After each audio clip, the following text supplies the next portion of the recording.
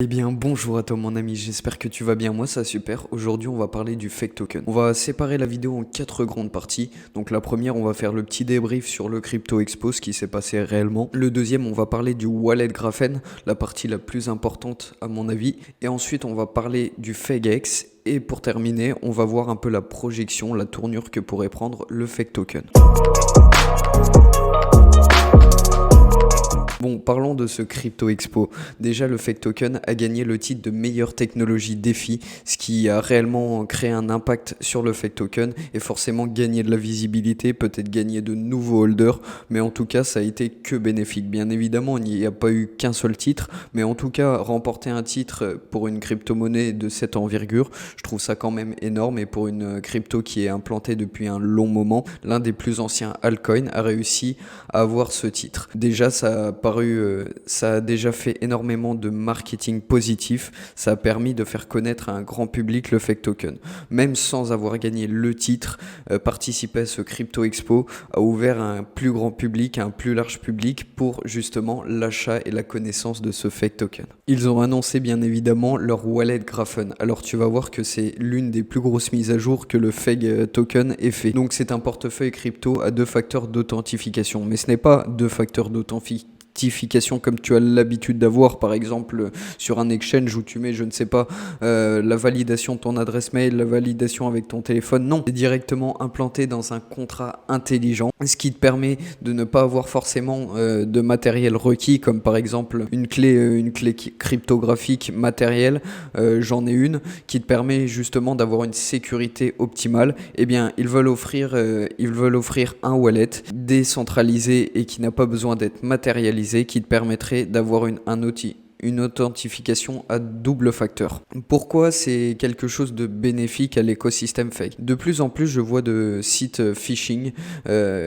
Ils font semblant d'être par exemple PancakeSwap, ils font semblant d'être tous les sites que tu connais bien et ils vont te demander, ils vont t'ouvrir ton MetaMask et te demander de mettre tes clés de sécurité. Tout ça c'est pour te dépouiller ta crypto-monnaie. Par exemple aussi quand tu achètes sur des mauvais sites, tu vas avoir plein de tokens que tu n'as probablement pas acheté, que tu n'as pas la connaissance et tu vas essayer de les vendre et à ce moment-là pareil on va te voler ta crypto-monnaie. Donc c'est vraiment une problématique pour tous ceux qui débutent dans la crypto-monnaie, ce problème de sécurité. Et je trouve ça génial que le fake token puisse régler justement ces problèmes. Et ils sont allés encore plus loin, ils ont mis carrément leur clé de wallet, ils ont mis tous les mots du coup en évidence qui est juste ici si tu veux tester et leur adresse de wallet.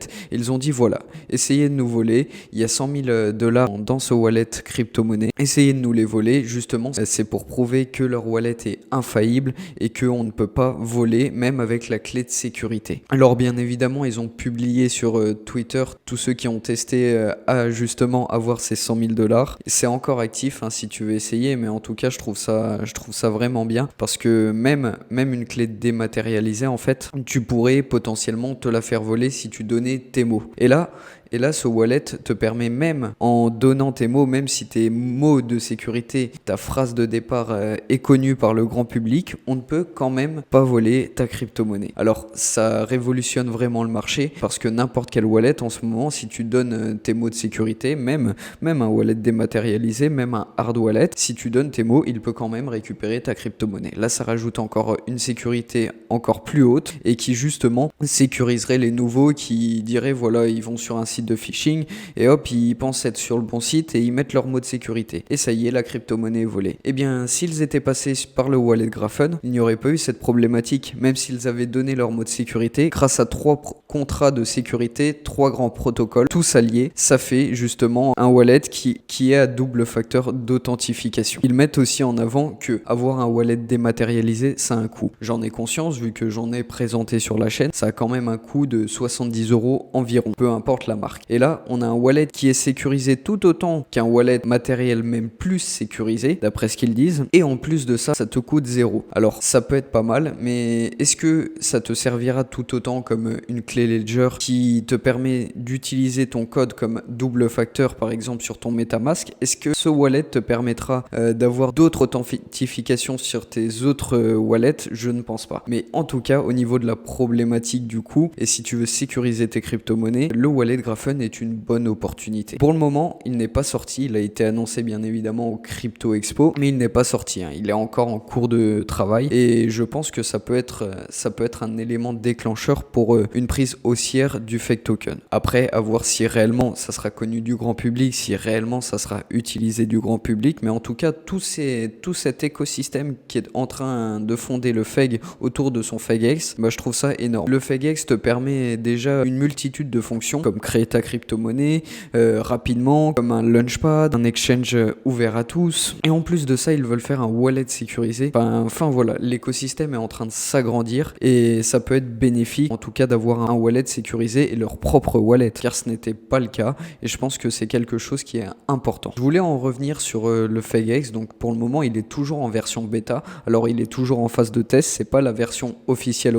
Normalement, la version officielle devrait arriver après la version bêta, si je me trompe pas. En tout cas, moi, j'aimerais bien qu'ils retravaillent leur design. Après, ce n'est que mon avis, mais je trouve que le design est pas ouf. Personnellement, j'aurais préféré une interface un peu plus dynamique, un peu plus saine, enfin voilà, peut-être un peu plus illustrée, mais en tout cas, j'aimerais bien qu'ils retravaillent leur design avant justement cette sortie officielle. Pour les sorties à venir, il y a toujours l'option bridge sur le FEGX qui n'est toujours pas incluse. Donc, je pense que ça viendra bien évidemment prochainement, mais en tout cas, il faut de la patience et il y a beaucoup de mises à jour qui devraient arriver sur le FEG. Alors, j'ai lu un peu le white paper, la troisième version du white paper. Si vous voulez que je vous en fasse une vidéo détaillée de ce qui est dit dans ce white paper, eh bien, mets-le moi en commentaire et je te ferai une vidéo détaillée du white paper. Vu qu'il est en anglais, tout le monde n'a pas forcément un niveau d'anglais adéquat pour tout comprendre et je peux le comprendre. Moi-même, j'ai des failles en anglais. Donc, si tu veux une présentation détaillée, n'hésite pas à me le dire en commentaire. On fera ça tranquillement autour d'une vidéo. Il faut retenir, c'est que le FEGX t'accompagne pour tout. Pour trader, pour stacker, pour créer ton token avec les smart défis que je t'ai présentés dans l'ancienne vidéo. En tout cas, c'est très complet et ça permet à tout le monde de lancer son token. Bien évidemment, moyennant un coût, hein. Ils ne vont pas faire ça gratuitement. Mais en tout cas, je trouve ça sympa que ça soit à la portée de tout le monde de créer un token grâce à Fake Token et je trouve qu'il révolutionne à son échelle la crypto-monnaie. Et en plus de ça, on a ce wallet Grafen à double facteur d'authentification qui devrait arriver. Bon,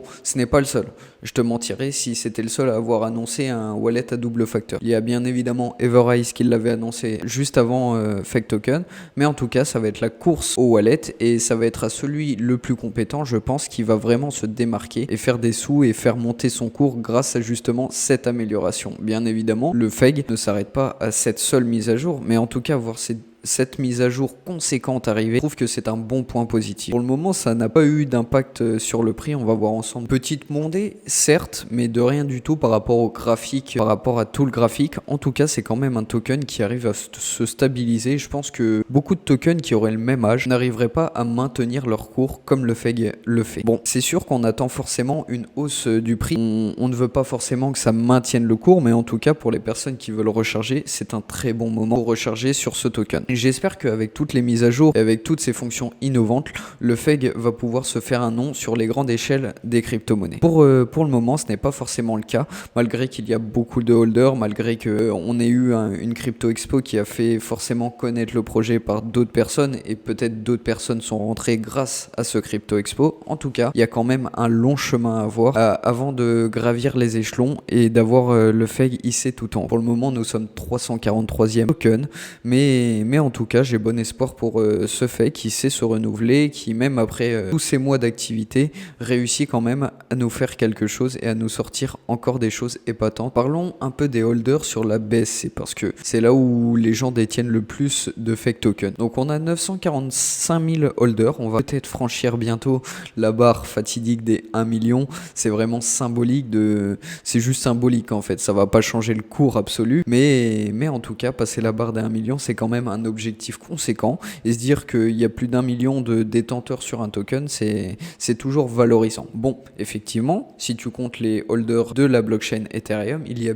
bel et bien les 1 million de holders. Mais en tout cas, tout le monde n'a pas connaissance que ça soit sur les deux blockchains et la passer sur BSC Scan, ça serait vraiment symbolique. Comme je t'avais énoncé, j'aimerais aussi que le FEGX, le FEG Exchange, puisse avoir beaucoup plus d'options de stacking. J'aimerais vraiment qu'il se développe au niveau de ce stacking et au niveau de ses liquidités. Ouais, j'aimerais que ça soit un peu comme un exchange décentralisé comme les PancakeSwap, etc. et compagnie. J'aimerais bien que ça soit à cette hauteur. C'est sûr que forcément, il y a une marche conséquente à franchir. On n'a pas les mêmes capitalisations, mais en tout cas, j'ai bon espoir pour cet exchange. C'est pas l'exchange qui a été peu travaillé comme certains tokens pourraient sortir. Et franchement, je trouve qu'il a réellement sa place à faire. Pour autant, il y a quand même du travail à faire et il y a quand même un long chemin à parcourir. Il faut en avoir conscience. En tout cas, j'espère que la vidéo t'aura plu. N'hésite pas à liker, à commenter, à t'abonner. Je te dis à la prochaine pour une prochaine vidéo.